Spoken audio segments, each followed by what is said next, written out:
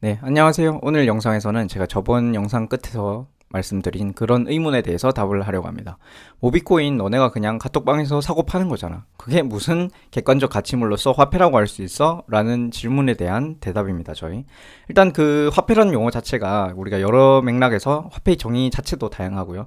그렇기 때문에 제가 이 문장에서 모비코인은 화폐다라고 말씀드리는 문장에서 화폐를 어떤 의미로 썼느냐는 이 문장에서 제가 정의를 하겠습니다. 만약에 비트코인을 화폐라고 한다면 어떤 분들은 그렇게 얘기를 하세요. 비트코인은 화폐지. 비트코인은 최고의 화폐지. 그런 맥락에서 화폐라는 용어를 쓰신다면 모빅도 정확히 화폐라고 할 수 있습니다. 그러면 제가 답을 해야 되는 거죠. 그럼 비트코인이 왜 화폐야? 라고 질문을 하실 거예요. 그러면 이렇게 답변을 드리겠습니다. 2021년에 저 위에 보시면 한국은행 차현진 전 국장님께서 그 3프로TV에 나오셔가지고 비트코인을 엄청 비판하셨어요. 비트코인은 절대 화폐가 될 수 없대요. 그러면서 재밌게도 그 설명 자료로 본인이 가져오신 것 중에 요 도표가 있었습니다. 그래서 그걸 캡처해 왔는데요. 도표를 설명하시면서 차 국장님이 이런 얘기를 하세요. 이 화폐가 무엇인가에 대한 논쟁은 수천 년짜리 논쟁이고 앞으로도 아직도 끝나지 않았으며 앞으로도 계속될 거다 하시면서 이제 두 가지 견해가 있다고 합니다. 화폐에 관해서. 그래서 왼쪽 견해는 국가만이 화폐를 만들어낼 수 있고 국가만이 화폐를 독점해야만 한다는 거죠.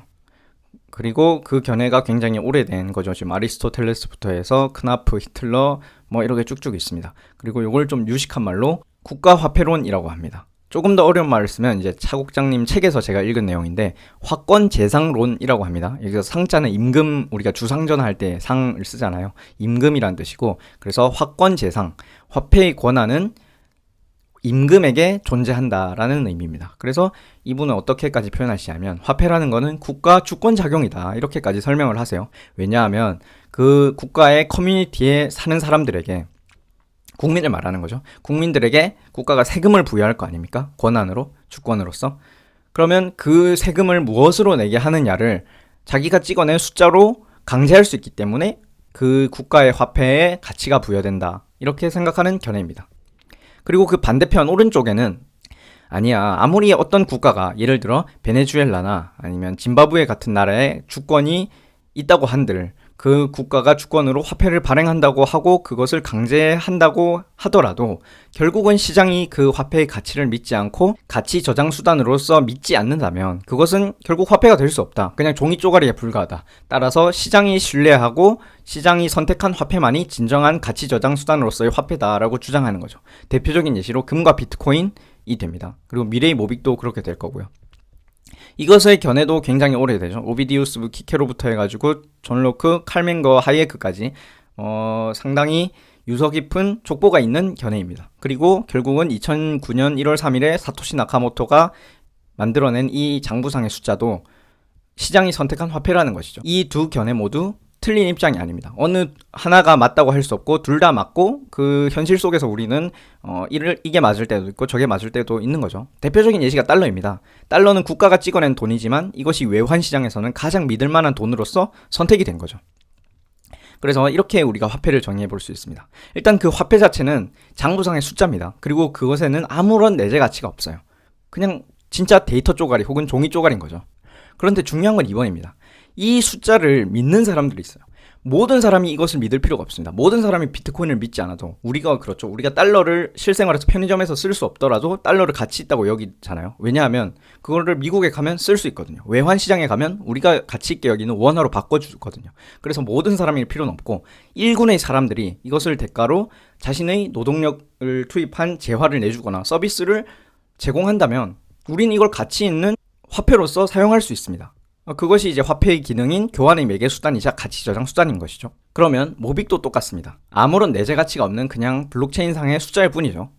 그런데 1군의 사람들이 있어요. 1군의 사람들은 이제 관악산에 올라오신 분들이죠. 그분들은 이것에 가치를 부여하고 자신의 노동력과 재화를 내어줍니다. 제가 예시를 들어드릴게요. 모빅 신뢰혁명이라는 네이버 카페가 있습니다. 여기 보면 가게 두 개를 소개해 주는데요.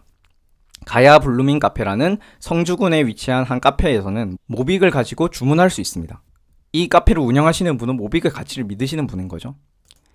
그리고 2호점 빵처리 만두 구미에 가시면, 경북 구미에 가시면 빵처리 만두라고 우리 모비커 아연김님께서 운영하시는 만두 가게가 있습니다. 여기서는 모빅을 결제로 받아줍니다. 왜냐하면 이분이 모빅의 가치를 믿고 있거든요. 이게 어떻게 가능한지 다시 한 번만 정리해 볼게요. 우리가 어떤 걸 믿을 때 우리가 모든 걸 이해하고 믿지 않습니다. 다른 사람이, 우리 선생님이 우리 회사에서 믿는 이야기라면 내가 대충 믿을 수 있습니다. 나의 믿음의 근거라는 거는 결국 타인의 믿음에 근거한 거죠. 그래서 일군의 무리가 여기에 가치를 부여하고 화폐로 여기면 내가 꼭 그것을 가치물로 여기지 않더라도 거기에 편승해서 투자해 볼 수 있는 거죠. 비트코인이 그렇습니다. 내가 비트코인은 아무런 가치가 없다고 생각하지만 저 바보들이 저걸 더 비싼 가격에 사주겠다라는 확신이 있으면 내가 가치 있게 생각하는 원화를 업비트에 넣고 비트코인으로 바꿀 수 있는 거죠. 그래서 우리 믿음의 근거는 사실은 타인의 행동에 근거한다. 그래서 이건 뭐와 같냐면 우리가 카드 두 장을, 카드가 너무 얇으니까 세울 수가 없지 않습니까?